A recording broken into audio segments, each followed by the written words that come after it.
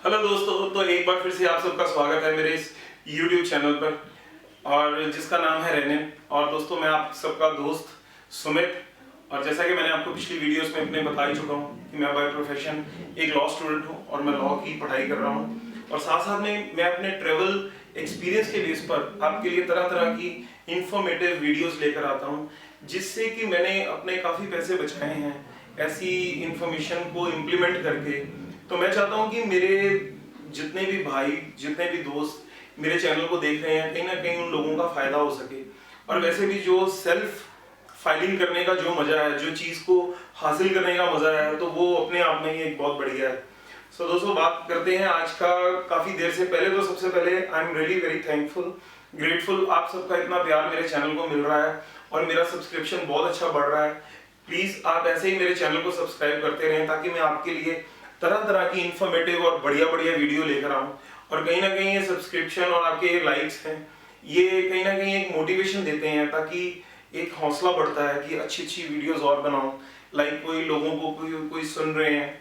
और जैसे कि काफी देर से काफी लोगों के कमेंट्स आ रहे थे, वो यूएस वीजा के बारे में लोग ज्यादा इंटरेस्ट है, क्योंकि यूएस वीजा अपने आप में एक बहुत बड़ा वीजा है, बहुत पावरफुल वीजा है। जिस पासपोर्ट पे यूएस वीजा रहता है, आप बिलीव करेंगे कि अप्रोक्सीमेटली काफी कंट्रीज हैं, उसके ऊपर भी मैं एक वीडियो बनाऊंगा कि जहां का अगर आपके पास B1 B2 टूरिस्ट वीजा अगर आपके पासपोर्ट पे यूएस का है, अगर वो वैलिड है, तो काफी कंट्रीज आपको वीजा ऑन अराइवल या ई वीजा या वीजा के बिना भी आपको एंट्री दे देती हैं।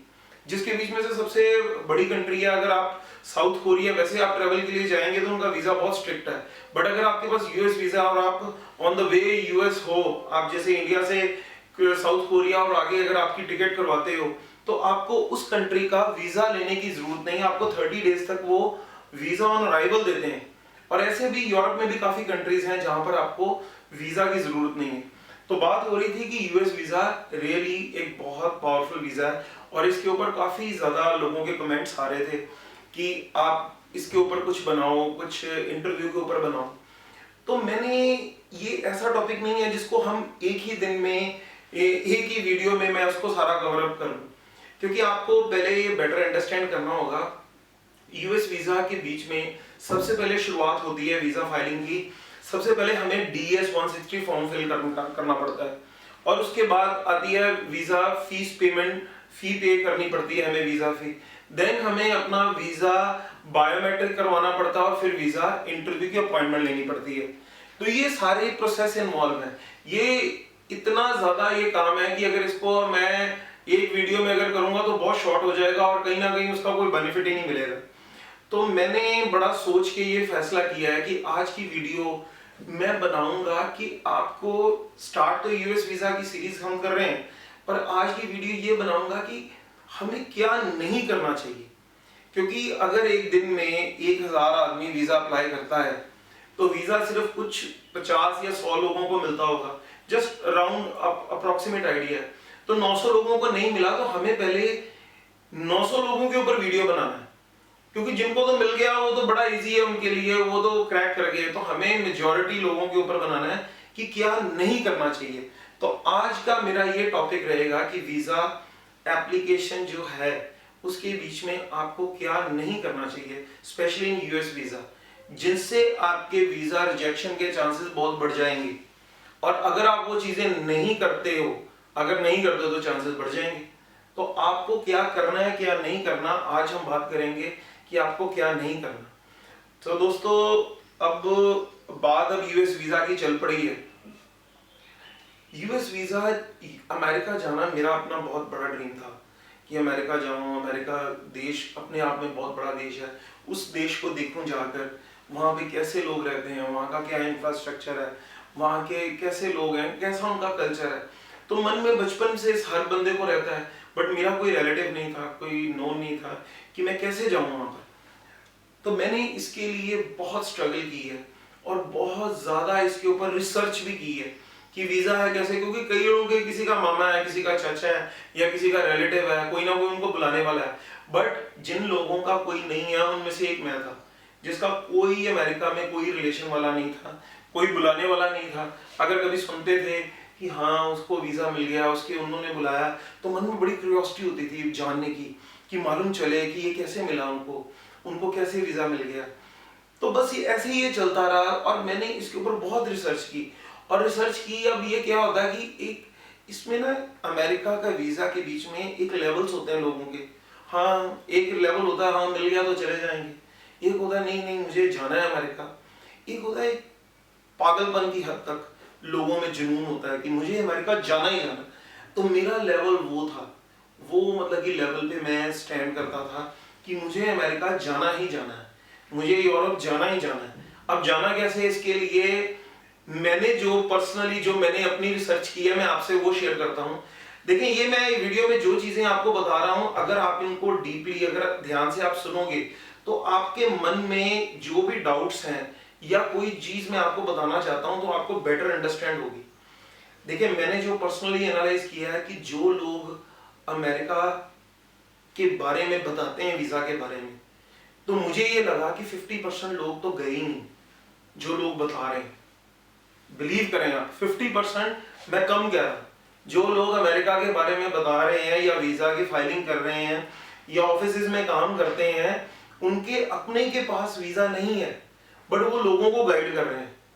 ये तो वैसे ही हो गया जैसे कि लाइक मुझे क्रिकेट नहीं आता बट मैं किसी बच्चे को क्रिकेट सिखाना शुरू कर दूं कि आप इंडिया की टीम में खेलोगे, मुझे प्रोसीजर्स, मुझे कहने का मतलब मैंने इधर उधर की बातें मैंने खुद प्ले नहीं किया, मुझे नहीं पता रिक्रूटमेंट प्रोसेस क्या है, कैसे बच्चा आगे जा सकता है। तो सेम ये वो चीज चल रही है। तो ये तो वो लोग हो गए जो खुद नहीं गए बट लोगों को गाइड कर रहे हैं। अब बात आ जाती है जो लोग वीजा हासिल कर चुके हैं। अब जो हासिल कर चुके हैं वो आपको जेन्युइनली गाइड नहीं कर सकते। बिलीव करना, मैंने बहुत ऐसे लोगों से मिला हूं और उनसे मैंने बहुत कुछ पूछने की कोशिश की बट उनको कुछ मालूम ही नहीं है, क्योंकि उनके पास कुछ ऐसे डॉक्यूमेंट्स थे, कुछ ऐसे रिलेशन वाले लोग थे और कईयों का लक होता है कि लाइक उन्होंने अप्लाई किया उनको मिल गया। अब जिस बंदे को मिल गया ऐसे, वो आपको क्या गाइड करेगा, आप खुद बताएं। जैसे मैं अगर आपको कहूँ कि मैं अमेरिका का वीजा अप्लाई किया मुझे मिल गया, अब मैं किसी को क्या गाइड कर सकता हूँ, नहीं कर सकता। अब हमें एक्चुअल में गाइड कौन सही तरीके से कर सकता है, आपको ये समझना जरूरी है। जो बंदा अपने लेवल पे वीजा अप्लाई करता है और उसका वीजा रिजेक्ट हो जाता है और रिजेक्शन के बाद वो हिम्मत नहीं हारता, वो वीजा फिर से हासिल करता है, ऐसे लोग हमें गाइड कर सकते हैं जेन्युइन वे में, जहां तक मैं समझता हूं। अब ऐसे लोग बहुत कम हैं और ऐसे लोगों को कहां से ढूंढा जाए जो पहले रिजेक्ट हुए हैं, जो बाद में उन्होंने वीजा हासिल किया, मींस वो प्रोसेस से पूरा गो थ्रू हो गए, उनको हर चीज की नॉलेज है, क्यों नहीं मिला था, क्यों मिला। अब ये चीज के लिए आपको ऐसे बंदे की तलाश करने की भी ज्यादा जरूरत नहीं है, क्योंकि आपका भाई सुमित, मैं ही वो शख्स हूं सर जिसने पहले जिसका वीजा रिजेक्ट हुआ है और बाद में वो वीजा मिला है। और आपको एक चीज और मैं आपको बता दूं, मेरा अमेरिका का वीजा पहला रिजेक्ट हुआ था और मेरा यूरोप का भी शेंगन वीजा भी मेरा रिजेक्ट हुआ था। Reject in the sense refuse हुआ था, मुझे उस वक्त उन्होंने वीजा नहीं ग्रांट किया था। तो ये चीज मैं आपको इसलिए बताना चाहता हूँ, जिन लोगों में एक जुनून रहता है कि मुझे बाहर जाना ही जाना है, मुझे उस देश को देखना ही देखना है, वो लोग कुछ ना कुछ तरीका निकालते हैं। अब मेरा अमेरिका का वीजा भी नहीं लगा, मेरा यूरोप का वीजा भी नहीं लगा, मैं लोगों के पास गया, कभी इसको मिल रहा हूँ कभी उसको मिल रहा हूँ, लोगों से पूछ रहा हूँ, जानना चाहता हूँ। तो कोई कह रहा है कि आपको तो ये पासपोर्ट पे आपको वीजा मिलेगा ही नहीं, आप ये करो आप वो करो। अब बड़ा कंफ्यूज हो गया, समझ ना लगे कि अब मैं क्या करूं, क्योंकि कोई कुछ कह रहा है कोई कुछ कह रहा है। अब अंडरस्टैंडिंग लेवल फिर अपने दिमाग से सेल्फ एनालाइजिंग की, सेल्फ एनालाइजिंग अपने आप को एग्जामिन किया कि कौन सा एरिया एप्लीकेशन में ऐसा था जहां से मैं चूक गया हूं, जहां पर मैं अपने आप को प्रॉपरली रिप्रेजेंट नहीं कर पाया, मैं अपनी प्रोफाइल पूरी नहीं बना पाया। तो इस चीज के ऊपर फिर मैंने काम करना शुरू किया और मैंने देखा कि उसके बीच में काफी ऐसे एरियाज थे जहां पर मैं अपने आप को रिप्रेजेंट नहीं कर पाया, अपनी प्रोफाइल पूरी शो नहीं कर पाया, अपनी कैपेबिलिटीज अपनी एलिजिबिलिटी शो नहीं कर पाया। और आप बिलीव करें, दोबारा जब मैंने वीजा अप्लाई किया, इमीडिएटली मुझे वीजा मिल गया। अमेरिका का ही नहीं, यूरोप का वीजा। और अमेरिका का तो 10 साल का सबको मिलता है। रिफ्यूज के बाद वीजा मिला अमेरिका का, और उसके बाद शेंगेन का वीजा मिला। और शेंगेन के वीजाज, इतने वीजा मिले, और लास्ट में जो वीजा मिला 4 इयर्स का मल्टीपल एंट्री टूरिस्ट वीजा मिला। ये वीजा बहुत कम लोगों को आप सुनोगे कि आपने कभी सुना हो कि ये वीजा भी इशू होता है। लाइक ये ऐसा वीजा भी है, लोगों को 15 दिन, 1 महीना, 2 महीने, 3 महीने का मैक्सिमम वीजा होगा। मुझे फर्स्ट टाइम जो पहले वीजा मिला था 6 मंथ्स का मिला था मल्टीपल एंट्री, उसके बाद 4 इयर्स का मिला। और सेम मेरी फैमिली को भी वीजा मिला, और मेरी वाइफ को 5 इयर्स का मल्टीपल एंट्री वीजा मिला। तो बेसिकली मैं आपको बताना चाहता हूँ कि ये जब आप प्रोसेस में जाओगे, एक्सेप्टेंस एंड रिफ्यूजल, ये 2 पहलू हैं। आप अप्लाई करोगे, या तो आपका रिफ्यूज होगा या आपका एक्सेप्ट होगा। रिफ्यूज का ये मतलब नहीं कि आप दोबारा अप्लाई नहीं कर सकते, उसके बीच में आपको प्रॉपर्ली वो आपको बताएंगे कि आपका यहाँ पर ये लैकिंग है। अगर आप वो चीज को अगर आप कवर अप कर लेते हो, अगर वो चीज को अगर आप फुलफिल कर लेते हो, तो आई एम श्योर कि नेक्स्ट टाइम आपको वीजा मिलेगा। अब ये तो सारी बातें हो गई, अब हम अपने मेन मुद्दे पर आते हैं। ये वीडियो मेरे दोस्तों, थोड़ा सा ये वीडियो लंबा होने वाला है, क्योंकि इसके बीच में बड़ी टेक्निकल चीजें हैं जो मैं आपको सारी चीजें बताना चाहता हूँ। शुरुआत अपने से कर रहा हूँ, अपना जो एक्सपीरियंस है वो मैंने बताने का आपको पहले से कहा था कि मैं आपको बताऊंगा। तो मैं ये सारी चीजें आपको इसलिए बता रहा हूँ कि आपको थोड़ा सा अच्छे तरीके से अंडरस्टैंड आप चीजों को कर सको। यूएस वीजा स्टार्ट होता है DS 160 फॉर्म से। सबसे पहले आपको उनकी वेबसाइट से, गवर्नमेंट की वेबसाइट से, यूएस ट्रैवल डॉक्स करके एक वेबसाइट है, अगर आप गूगल में सर्च करोगे तो उसके बीच में से वो साइट निकलेगी, वहां पर आपको DS 160 फॉर्म भरना पड़ता है। ज्यादातर लोग अब बात करते हैं पहला पॉइंट कि क्या नहीं करना चाहिए। DS 160 फॉर्म हमेशा खुद फिल करना चाहिए, और ऐसा फॉर्म के ऊपर भी लिखा है, ऐसा फॉर्म के ऊपर भी लिखा है। पर ज्यादातर लोग क्या करते हैं कि फॉर्म किसी से फिलअप करवा लेते हैं, और वो फॉर्म के बीच में इतना कुछ है, इतने पेजेस हैं, इतना कुछ है जिसके बीच में आपकी पर्सनल इंफॉर्मेशन, आपकी फैमिली बीच में इतनी इंफॉर्मेशन है जिसके बीच में आपकी पर्सनल इंफॉर्मेशन, आपकी एजुकेशन, आपका बिजनेस, आपकी फैमिली हिस्ट्री, हर चीज उसके बीच में है। और हम वो जो इंपॉर्टेंट इंफॉर्मेशन है वो इंडिविजुअल जो एप्लीकेंट है वो खुद ही भर सकता है। अगर आप किसी को वो एप्लीकेशन भरने के लिए देते हो तो मुझे नहीं लगता कि वो इंफॉर्मेशन पूरी भर पाएगा, चाहे आप जितनी मर्जी उसको समझा दो। और ऐसा फॉर्म में भी लिखा है कि ये एप्लीकेंट को खुद भरना है।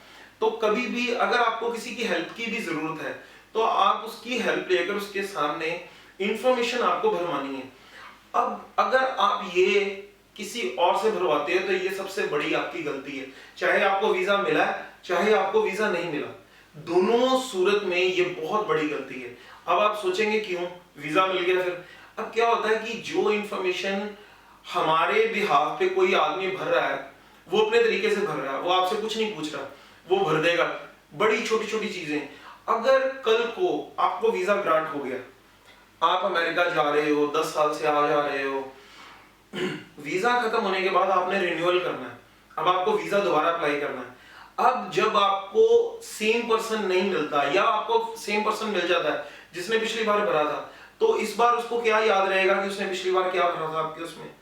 और अगर इंफॉर्मेशन मिसमैच हो गई तो आपका सेकेंड टाइम वीजा रिफ्यूज होने के चांसेस बढ़ जाएंगे, क्योंकि सिस्टम के बीच में आपकी इंफॉर्मेशन मिसमैच हो जाएगी। जो आपने पहले भरा था और जो आप अब भर रहे हो, आपकी जो इंफॉर्मेशन तभी सही रहेगी जब वो एप्लीकेंट खुद भरेगा। आप ये चीज को समझो। अच्छा, अब दूसरी तरफ देखते हैं जिनका वीजा नहीं लगा। अब जिनका वीजा नहीं लगा, अगर उन्होंने वो इंफॉर्मेशन अगर किसी से भरवाई है, अब अगली बार वो खुद भरने की कोशिश करते हैं या कोई और पर्सन को ढूंढते हैं कि अब उससे भरवाएं, वो इंफॉर्मेशन फिर मिसमैच करेगी और वीजा फिर नहीं लगेगा। तो ये सबसे बड़ी गलती है। आपको ये चीज का हमेशा ध्यान रखना है कि जो DS 160 है वो अपनी प्रेजेंस में और खुद भरने की कोशिश करनी। इतना बिल्कुल सिंपल सा फॉर्म है, इतना सिंपल फॉर्म है कि आपको आपके बारे में पूछा जा रहा है, आप कहाँ से पढ़े हो, आपकी फैमिली क्या है, आपका बिजनेस क्या है, आप किस सिटी में रहते हो, ये सारी इंफॉर्मेशन, आप पिछले 5 सालों में किन देशों में घूमे। अब क्या है कि अगर आप किसी देश में नहीं घूमे, अगर वो जिसने फॉर्म भरा है अगर उसने उसके बीच में कोई भी कंट्री लिख दी या उसके बीच में आप घूमे उसने नहीं लिखी, दोनों सूरत में आपको उस चीज का लॉस है। अगर आपने कोई इंफॉर्मेशन ऐसी है जो आपके बिहाफ पे किसी ने भरी है, वो इंफॉर्मेशन गलत है, मींस कहीं ना कहीं आप उसके लिए लायबल हो, आपको यूएस एम्बेसी बैन भी कर सकती है। तो आपको ये अंडरस्टैंड करना है कि जब भी हमने वीजा एप्लीकेशन फाइल करनी है तो DS 160 खुद फाइल करना है। ये बहुत इंपॉर्टेंट पॉइंट है, बहुत इंपॉर्टेंट पॉइंट। देखिए, आपकी फीस कोई भी पे कर सकता है, आप किसी के हाथ फीस पे करवा सकते हो, उसमें कोई मैटर नहीं है। बट जो DS 160 है, कुछ ऐसी चीजें होती हैं जो आपको खुद ही करनी है एप्लीकेंट को। बायोमेट्रिक अब आपको खुद ही देना है, इंटरव्यू आपको खुद ही देना है। तो इंटरव्यू क्या है? इंटरव्यू सारा बेस है DS 160 पे। DS 160 के ऊपर जितनी इंफॉर्मेशन आपने डाली है, सारा इंटरव्यू उसी के बेस पे है। 2 क्वेश्चन 3 क्वेश्चन बस एक्स्ट्रा आएंगे जो कॉमन रहेंगे, बाकी हर चीज उसके ऊपर ही बेस है। तो आपको ये अंडरस्टैंड करना बहुत जरूरी है, समझना बहुत जरूरी है कि DS 160 का क्या महत्व है, क्या इंपॉर्टेंस है। अब ये तो हो गई सबसे बड़ी गलती। अब नंबर 2 पे कुछ लोग क्या होते हैं कि अपने आप को ज्यादा स्मार्ट समझते हैं या बहुत भोले होते हैं। अब वो क्या है कि इंफॉर्मेशन गलत भर देते हैं। अब यूएस एम्बेसी पूछ रही है पिछले like in 5 years how many countries you have been visited. अगर आपने उसके बीच में पिछले 5 सालों में कितने देश आप घूमे, कब कब घूमे। अब आप सोचते हो कि मैं भर देता हूं तो देखते हैं कि क्या पता चल जाए, बट ऐसा नहीं है। आपको ये समझना जरूरी है कि हम अगर कोई इंफॉर्मेशन ऐसी उसके बीच में दे रहे हैं जहां पर हम पहले नहीं गए, तो वो एक फ्रॉडुलेंट, वो इंफॉर्मेशन गलत है। हमें कोई DS 160 में ऐसी इंफॉर्मेशन नहीं देनी जो चीज हमारे से बिलोंग नहीं करती, जो हमने काम नहीं किया वो चीज के बारे में हमें वो नहीं। तो नंबर 2 पे ये आ जाता है कि आपको कोई ऐसी गलत इंफॉर्मेशन उसके बीच में नहीं डालनी, क्योंकि ये DS 160 वीजा लगे या ना लगे, दोनों सूरत में आपके साथ ये चलेगा आगे भी। चाहे आपको 10 साल के बाद दोबारा वीजा लेना पड़े या कोई भी रीजन हो आपको वीजा लेना पड़े, तो ये जो इंफॉर्मेशन है वो आगे कंटिन्यू तभी ठीक तरह से चलेगी जब आपने पहले उसको ठीक तरह से, अगर आपने जेन्युइन तौर पे भरा है। अब बात आती है नंबर 2 पे, अपनी एम्प्लॉयमेंट, अपने बिजनेस या अपनी कंपनी रिलेटेड कोई भी इंफॉर्मेशन गलत नहीं डालनी। आपको हर चीज इसके बीच में एक्चुअल में डालनी है, जेन्युइन डालनी है, क्योंकि ये आपको जैसे मैंने बताया कि आगे ये कॉन्टिन्यूटी में ये रहेगा, ये इंफॉर्मेशन सिस्टम के बीच में फीड हो जानी है। और यही सिस्टम के बेस पे आपको आगे वीजा मिले या ना मिले, अगर मिलता है रिन्यूअल होगा या कुछ भी होगा, कल को आपके किसी फैमिली मेंबर ने भी वीजा अप्लाई करना है, तो ये इंफॉर्मेशन ये कैरी फॉरवर्ड होगी उसके ऊपर भी। जैसे आपने अगर अपनी कल को स्पाउस का वीजा अप्लाई करना है, तो तब भी ये इंफॉर्मेशन कहीं ना कहीं उसके बीच में मैच करेगी। तो आपके फैमिली मेंबर्स में आपके बच्चों ने कल को वीजा अप्लाई करना है, अगर वो माइनर है तो फादर की इंफॉर्मेशन में, फिर अगर आपकी वो जेन्युइन है तो फिर तो जेन्युइन चलेगी, बट अगर आपने कोई ऐसा कुछ गलत आपने इंफॉर्मेशन दी है तो वो गलत चलेगी। तो नंबर 2 पे आपको इंफॉर्मेशन बिल्कुल ठीक डालनी। नंबर 3 पॉइंट आता है कि हमें जब भी इंटरव्यू पे जाना है, लोग क्या करते हैं, लोग समझाते हैं किसी को कि कोई डॉक्यूमेंट की जरूरत नहीं, 3-4 मिनट का इंटरव्यू है तो आपको किसी डॉक्यूमेंट की जरूरत नहीं है। तो लोग ज्यादातर बिना डॉक्यूमेंट्स के वहां पर चले जाते हैं कि उन्होंने कौन सा देखना, 3-4 मिनट में फाइनल हो जाना। तो आपको हमेशा, अगर आप कंपनी में जॉब कर रहे हो, अगर आपकी कंपनी आपका सारा खर्चा कर रही है, अगर आप कंपनी के बेस पे B1 वीजा अप्लाई कर रहे हो, तो आपको कंपनी के सारे डॉक्यूमेंट्स आपके पास होने चाहिए। इवन डॉक्यूमेंट्स के अलावा वर्बली आपको मालूम होना चाहिए आपकी कंपनी कितनी पुरानी है, उसकी कितनी टर्नओवर है, उसमें कितने एम्प्लॉइज हैं, और कंपनी की तरफ से अगर आप पहले किसी कंट्री में गए हो कि नहीं गए हो, आप कंपनी में कितनी देर से काम कर रहे हो, ये सारी इंफॉर्मेशन आपके पास डॉक्यूमेंट्स होने चाहिए। और अगर आप बिजनेस करते हो तो बिजनेस रिलेटेड जो चीजें आपने उसके बीच में फॉर्म में भरी हैं, एप्लीकेशन फॉर्म में, सारी चीजें आपके पास होनी चाहिए, वेदर इंटरव्यूअर आपसे पूछे या ना पूछे, बट आपके पास होनी चाहिए। इवन आपका बिजनेस कार्ड भी होना चाहिए। मे बी आप ग्रोसरी शॉप चलाते हो, आप डेयरी चलाते हो, आपकी बिक्री है, आपका किसी भी चीज का काम है, आपकी वो सारी फाइल आपके पास होनी चाहिए। ज्यादातर लोग कहते हैं कि हमारे पास कार्ड नहीं है। अगर ड्यूरिंग इंटरव्यू आपसे पूछा जाता है कि आप अपना बिजनेस कार्ड दिखाएं सर, अगर आप रियल एस्टेट में काम करते हो, तो लोग कहते हैं नहीं मेरे पास तो सर वो है नहीं, कार्ड है नहीं। ऐसा कभी नहीं होता। जो प्रोफेशनल लोग हैं उनके पास वो किसी भी लेवल पे जाएं, चाहे वो इंटरव्यू पे जाएं, चाहे आउट ऑफ स्टेशन जाएं, उनके पास उनके बिजनेस रिलेटेड डॉक्यूमेंट्स में सबसे इंपॉर्टेंट बिजनेस कार्ड, जिसको हम विजिटिंग कार्ड कहते हैं, वो होना बहुत जरूरी है। तो आपकी पॉकेट में ये चीजें होनी बहुत जरूरी है। अगर आपके पास ये नहीं है तो ये भी आपकी एक मिस्टेक है। आपको हमेशा ये चीजें, ये आज वो चीजों पे बात कर रहे हैं कि आपको जो नहीं करना, तो आपको ये चीज ऐसा नहीं करना, आपको साथ में वो लेके जाना। अब इसके बाद अगला पॉइंट जो आ जाता है वो हम डिस्कस करेंगे कि ये तो हो गया इंटरव्यू। अब इंटरव्यू के दौरान अब किसी का कोई रिलेशन वाला है वहां पर अमेरिका में, कोई रिलेटिव है, उनके बारे में इंफॉर्मेशन फॉर्म में पूछी जाती है कि आपका कोई रिलेटिव, आपका कोई फ्रेंड, आपका कोई रिलेशन में कोई अमेरिका में है ऑलरेडी, तो आपको उसके बीच में जेन्युइन इंफॉर्मेशन भरनी है। लोग क्या करते हैं, कह देंगे कि अब क्या होता है कि आपने किसी को अप्रोच किया कि मुझे बुला ले, उसने नहीं बुलाया। अब आपने सोचा कि इसको मैं फॉर्म में भरता ही नहीं, क्योंकि आप होटल बुकिंग के बेस पे आप अप्लाई कर रहे हो, तो आपने अब अप्लाई कर दिया। अब इंटरव्यूअर ने पूछा आपका कोई वहां पे रिलेशन में है, आप कहोगे नहीं है। आपका होटल बुकिंग है, आप कहोगे होटल बुकिंग पे मैं फैमिली के साथ जा रहा हूँ। अब इन बिटवीन लास्ट में आपसे वो क्वेश्चन पूछ लेंगे कि during your visit to United States क्या आप किसी पर्सन से मिलोगे, तो आप कहोगे हाँ यस, मैं अपने एक फ्रेंड से मिलूंगा, या अपने मामा के बेटे से मिलूंगा, चाचा के बेटे से मिलूंगा, तो आप वहां पे फंस जाओगे। आपको अगर तो उनका जो भी स्टेटस है, बट उनका स्टेटस जेन्युइन होना चाहिए। अगर वो इलीगल तौर से अमेरिका में गए हैं, अगर आप उनके बारे में बताते हो तो कहीं ना कहीं ये भी आपके लिए बहुत बड़ा, फॉर एग्जांपल जैसे मैं, कोई एप्लीकेंट है, अगर वो इंफॉर्मेशन दे रहा है कि मेरा कजन वहां पर है, तो उनका कजन वहां पर पॉलिटिकल असाइलम लेकर या कोई ऐसा वो ढंग से वहां पर रह रहा है, इलीगल रिफ्यूजी बन के रह रहा है, तो आपको वो चीज आपको कभी भी बेनिफिट नहीं आपको दे सकती उनके बारे में जिक्र करना, तो वो आपके लिए बहुत बड़ा नेगेटिव पॉइंट है। तो लोग तो झूठ बोल देते हैं इंडिया में कि मैं तो वहां पे ये हूँ वो हूँ, बट एक्चुअल में उनका स्टेटस जो है वो उस लेवल का नहीं होता कि जिसको आप शेयर कर सको या जिनके बारे में आप बता सको। तो आपको इस चीज में पूरा डिटरमिन होना चाहिए कि अगर आप कल को इंटरव्यूअर अगर आपसे घुमा फिरा के कोई क्वेश्चन पूछता है, तो आप उसके ऊपर पूरा आपको जेन्युइन तौर से, मतलब कि स्ट्रिक्ट रहना चाहिए, वहीं पे फोकस पूरा रहना चाहिए। और आगे बात करते हैं, जब हम घूमने की बात करते हैं, अब अगली मिस्टेक लोग क्या करते हैं, अब कहते हैं कि हमने सर डिज्नीलैंड जाना है, मैंने डिज्नीलैंड घूमने जाना है। डिज्नीलैंड अमेरिका में ऑरलैंडो में है, फ्लोरिडा स्टेट में है, वहां पे जाना है जी, फैमिली के साथ जाना है, 4 दिन हमने वहां घूमना है। वहां की टिकट्स नहीं बाय करते, वहां का आइटिनरी प्लान नहीं करते।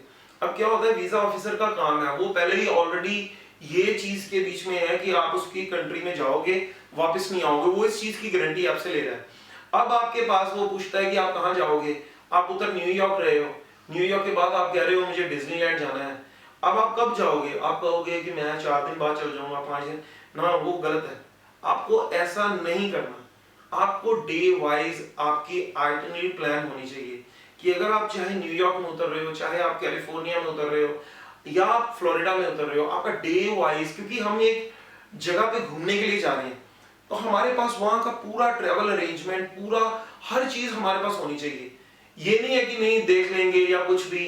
या कई बार एक चीज और, आपको एक माइंड में और पॉइंट आ गया, आपसे पूछा जाएगा आप कितने दिन के लिए जा रहे हैं, आप कह रहे हो 20 डेज के लिए, तो आपसे अगर इंटरव्यू लेते वक्त अगर वो पूछते हैं कि अमेरिका तो बहुत बड़ा है सर, आप क्या अपना वीजा को एक्सटेंड कराना चाहोगे, तो आप कह देते हो कि हाँ करवा लूंगा एक्सटेंड, ये भी आपके लिए गलत है।